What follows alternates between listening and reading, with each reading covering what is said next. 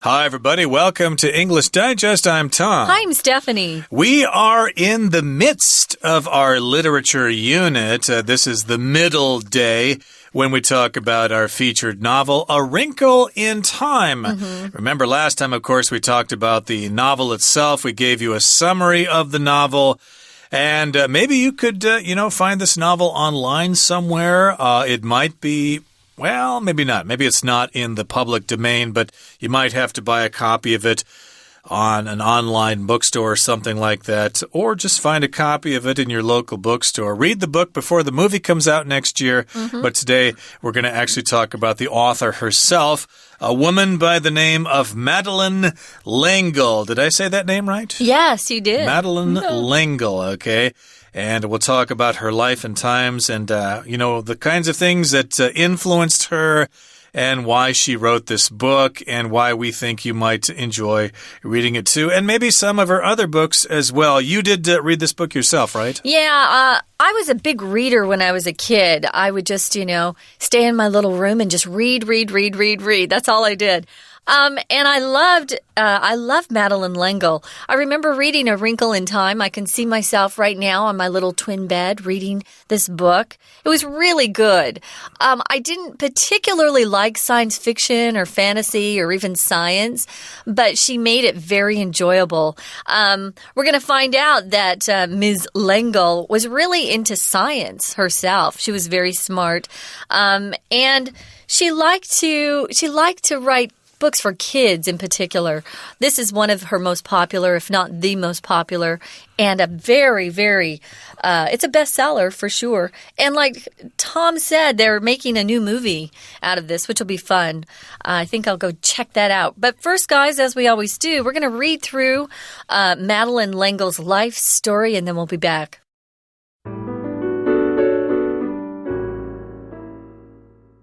Author Madeleine L'Engle was born in 1918.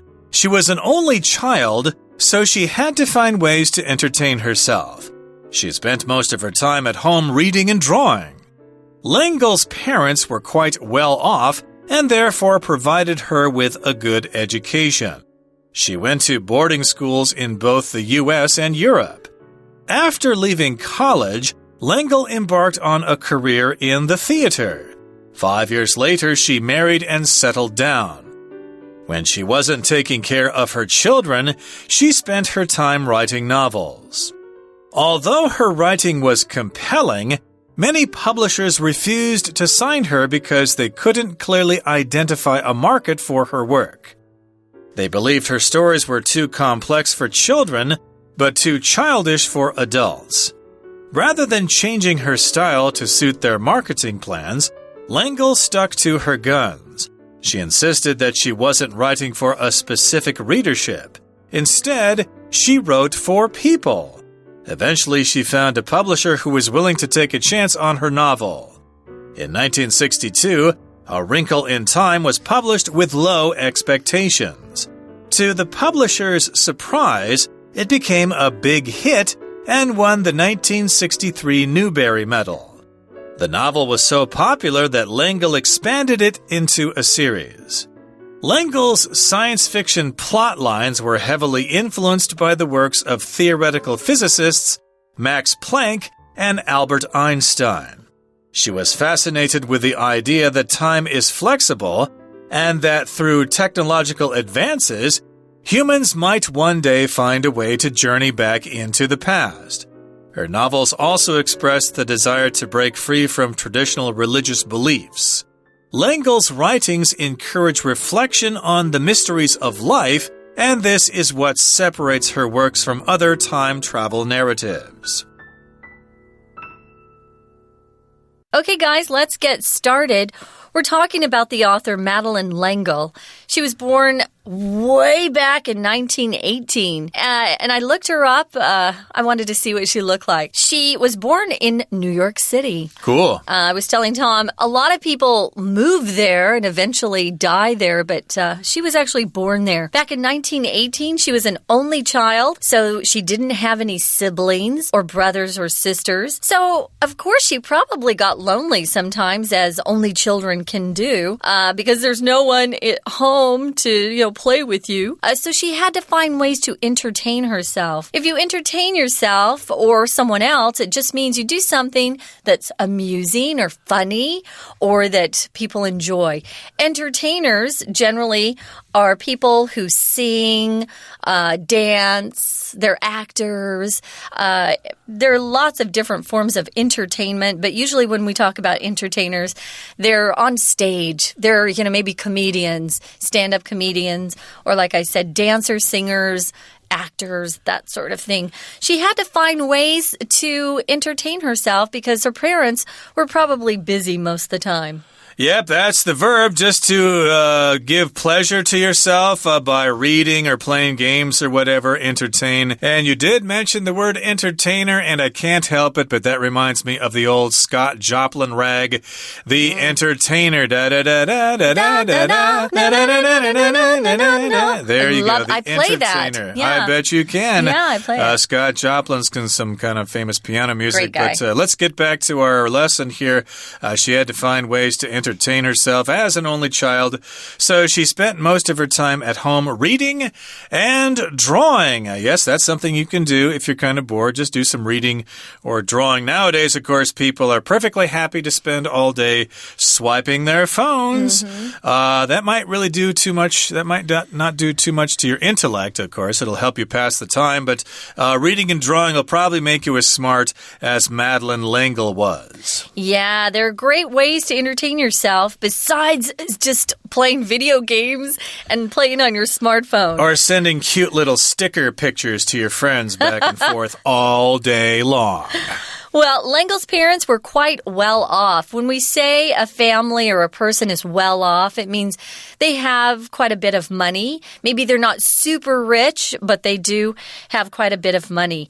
And therefore, she was able to go to some very good schools, expensive schools, and she had a good education. I looked her up, and she went to Smith College, which is for girls, I think, especially back then, and it's a very, very good school. It's not only expensive, it's hard to get into. Is it as good as Harvard? For women, maybe, but Harvard's #1, I would say. Okay. Yeah. But still pretty good. It's it's an Ivy League school, yeah. Smith colleges? I believe so, yeah. Okay, it's one of those small private colleges. It's liberal arts, in the East Coast. I hear about people going to those places all the time.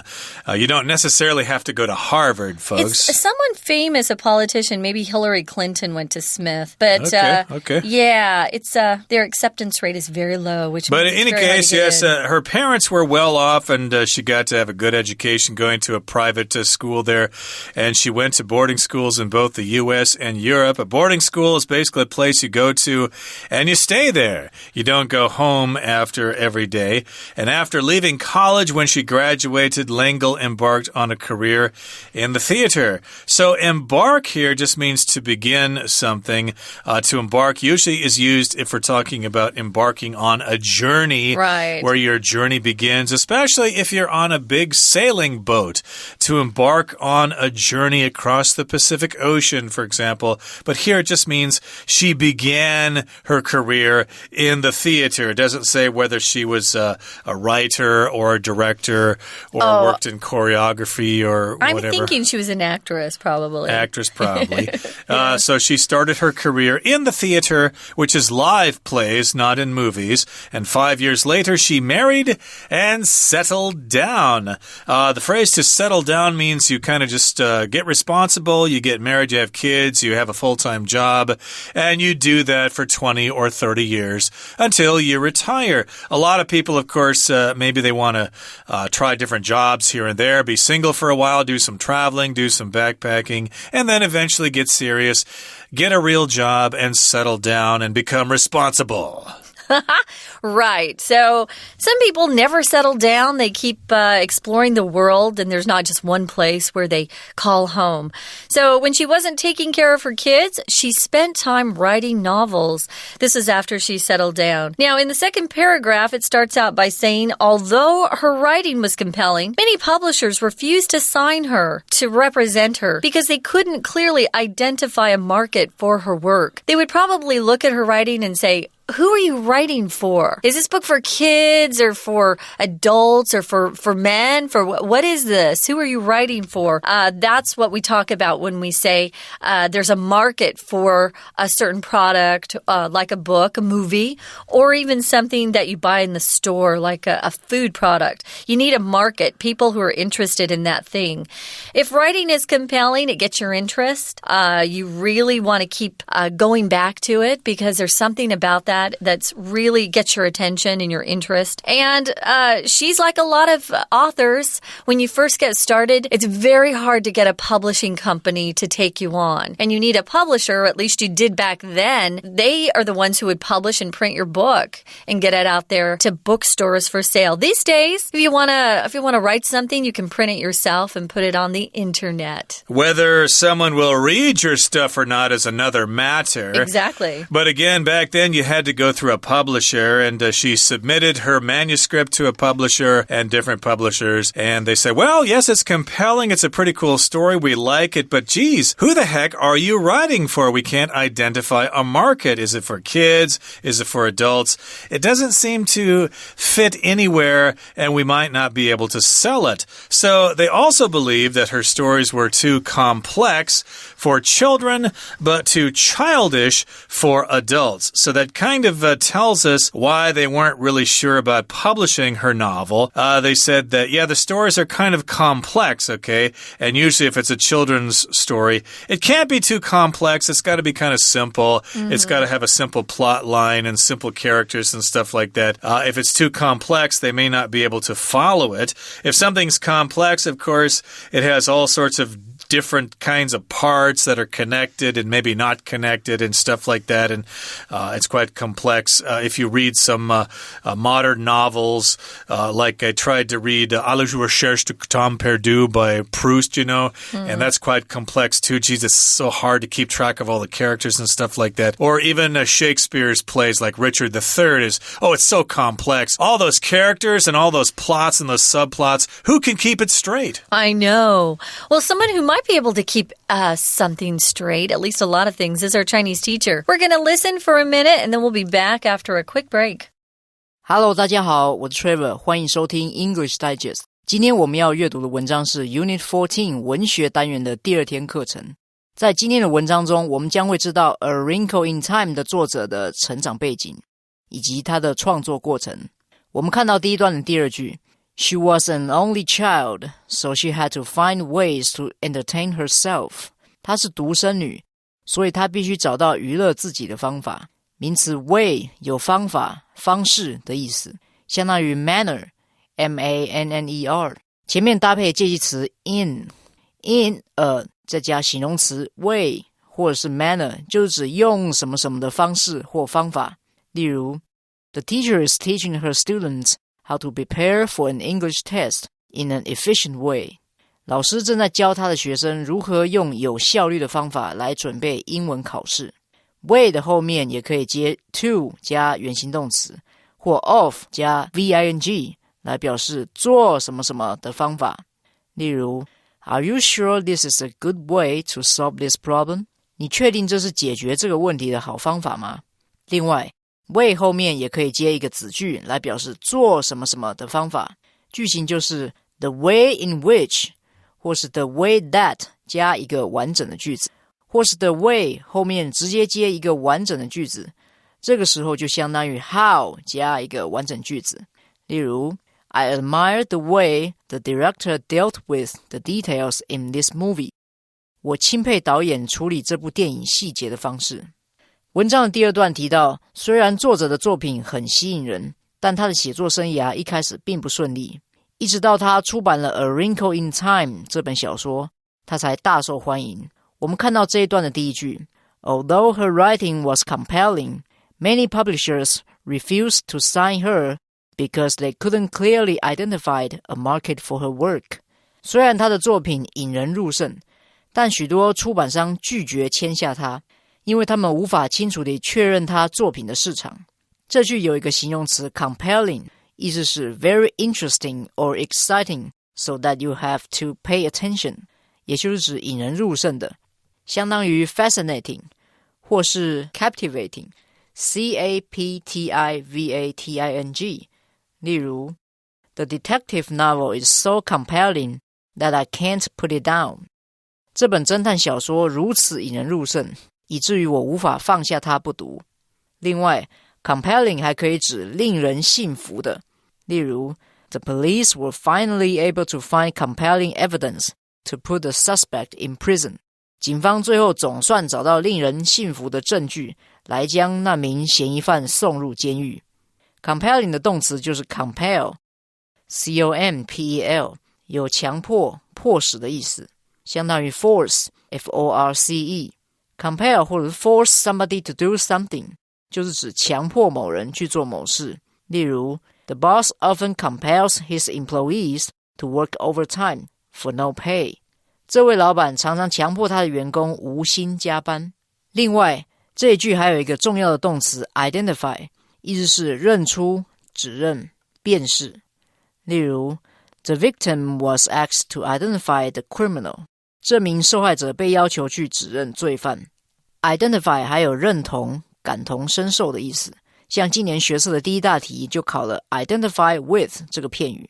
考题的句子就是 People in this community tend to identify with the group they belong to and often put group interest before personal ones。 这个社区的人们往往会认同他们所属的团体，常常将团体利益置于个人利益之前。 We're going to take a quick break. Stay tuned. We'll be right back.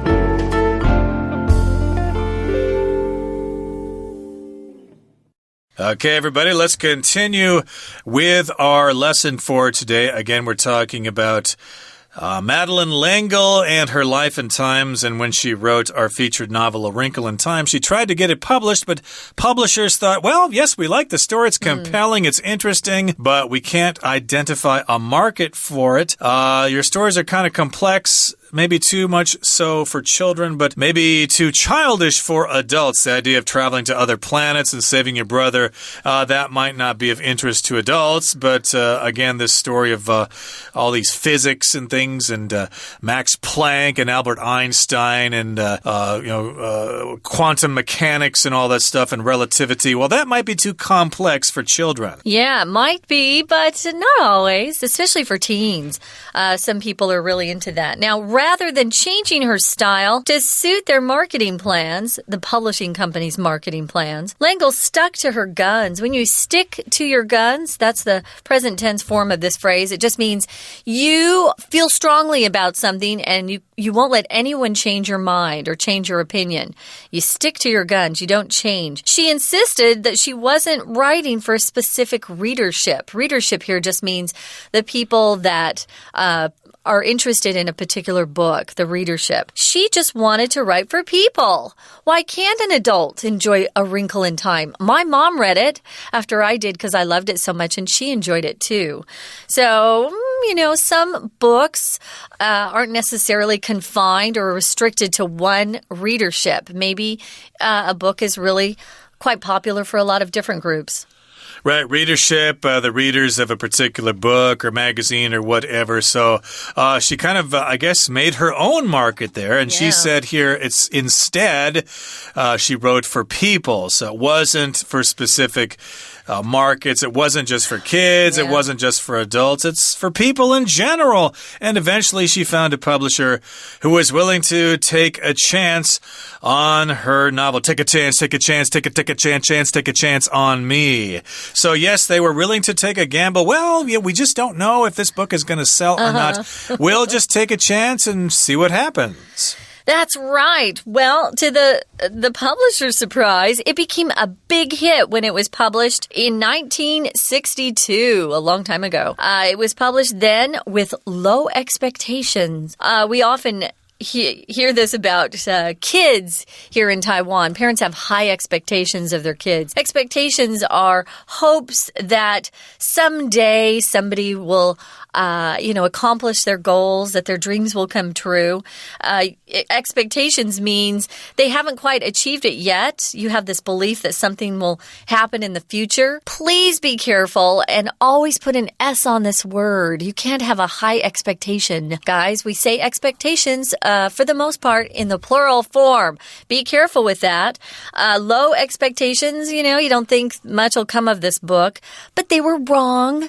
The publishers were wrong. I love this. I love for authors to succeed. And when it was published, it became a big hit and won that very important Newbery Medal in 1963. The Newbery Medal is only awarded to authors who write books for children or teens. Teens are also considered to be the children's market. And also, I guess she proved that you should not underestimate the intelligence of young people. I'm realizing this all the time, that young people have some kind of insight into things that I no longer have as an adult. So in any case here, yes, indeed, she won the Newbery Medal back in 1963, and the novel was so popular that L'Engle expanded it into a series. So it was popular, so she expanded it. To expand something just means to make it larger. So she decided, hey, I'm going to keep going with this, and I can sell more novels. Although, like you said, I guess the sequels came out maybe a little bit too late for you, and you never read the sequels. You just read the first one. Yeah, by the time she wrote her sequels, I was reading other types of literature, so I never read the follow-up books, so you might check into those as well. Well, the novel really was popular, which is always the hope of either an author or a screenwriter, somebody who writes screenplays for movies. You hope that something will catch on or take off, be popular, so that you can maybe write a sequel, something that follows up to the original. Now, L'Engle's science fiction plot lines were heavily influenced by the works of theoretical physicists. These are really smart scientists, Max Planck and Albert Einstein. I know all of you know who Albert Einstein is, the guy with the crazy hair. I just actually watched a biography of his life. Very interesting. Okay. The plot line, of course, is just the plot, the story, and how things are put together. And I think you could say her books are science fiction, fantasy, even a little bit of fantasy. Theoretical physicists. I'll give that to you, Tom. Theoretical means having to do with theory because you can't really prove it. And, of course, it's not really practical. And, of course, Einstein talked about relativity. And Max Planck is kind of the father of quantum physics or quantum mechanics. And I'm not going to get into that right now because I don't understand it at all. Quantum theory or whatever. But I guess L'Engle was influenced by that. And she was fascinated with the idea that time is flexible. If you're fascinated with something, that means it's really interesting to you. Yeah. And you're irresistibly drawn to that thing. You want to know more about it. You're fascinated. And she just thought that was the coolest thing. Wow, Einstein, relativity, Max Planck, quantum physics. And she's also fascinated with the idea that time is flexible, that it's not fixed. Like if you travel faster toward the speed of light and then you come back to Earth, everybody else will be young and you'll be really old, or something the opposite like that. So time can change. It's all about energy and the speed of light and stuff like that. It's pretty funky stuff, and she was fascinated with that as well. And it is kind of hard. It kind of challenges our understanding of how things work. Yeah, that's pretty complex stuff. It's not easy. It's complicated. Now, it also says here that through technological advances, that just means advances in technology, right? Humans might one day find a way to journey back into the past. We have lots of movies and TV series about this whole idea of, traveling, time travel, traveling back to the past. Actually, there is currently a TV series in the U.S. about time travel that I've been watching a little bit. It's interesting. Her novels also express a desire to break free from traditional religious beliefs. Madeleine L'Engle was a big Christian, and actually a lot of her her books contain things about her religious beliefs. She is also, as you can see, a scientist. So she's trying to combine science with religion in a way that's a little bit new, at least back then, in the way she wrote. It says, Lengel's writings encourage reflection on the mysteries of life. If you reflect on something, it means you ponder it, you meditate about it, you think deeply about it. And mysteries of life include things like, why are we here? Where did we come from? Where are we going? Things like that. The mysteries of life that we won't know about maybe until we die. Yeah, or maybe we won't find out anything. Who knows? But in any case, the mysteries of life, why we live, why are we here? What the heck? Are there ghosts? Are they real? Is there a soul? There's all sorts of mysteries in life. Is the Loch Ness Monster real or fake or whatever? I think it's real. You think it's real, okay. I'm beginning to think maybe it is just a figment of people's imaginations. Maybe a big fish. Maybe it's just a big balloon that the kids forgot to pop after their last birthday party. But who knows? Yes, she wants to reflect on the mysteries of life, and this separates her works from other time travel narratives. And yes, of course, we have different stories about time travel, and this one is kind of different, so you might want to check it out. It might actually grab your attention. Okay, that brings us to the end of our article for today. Let's finish off by listening one more time to our Chinese teacher. 文章的最后一段提到，作者的科幻小说和其他作家的科幻小说有何不同？我们看到这段的最后一句 Lengel's writings encourage reflection on the mysteries of life, and this is what separates her works from other time travel narratives. 兰哥的作品鼓励对生命之谜深思，而这是区分他的作品与其他时间旅行故事的地方。本句的 what 就相当于 the thing which，表示什么什么的东西或事情。 What 和关系代名词 which 最大的不同之处在于 what 本身就等于先行词 the thing 加 which， 所以 what 前面不需要一个名词当先行词，而 which 前面则是要有一个先行词。例如 The sports car is not what I can afford now， 这部跑车不是我现在负担得起的东西。以上就是今天的课程，谢谢收听。Thanks for joining us, guys. We've been talking about A Wrinkle in Time. Love transcends time and space. In our next program, we're going to be talking about the themes, the ideas in this book. Some things that Lengel wanted to talk about that she included in this book. So we hope you'll join us then. For English Digest, I'm Stephanie. And I'm Tom. Goodbye. Bye.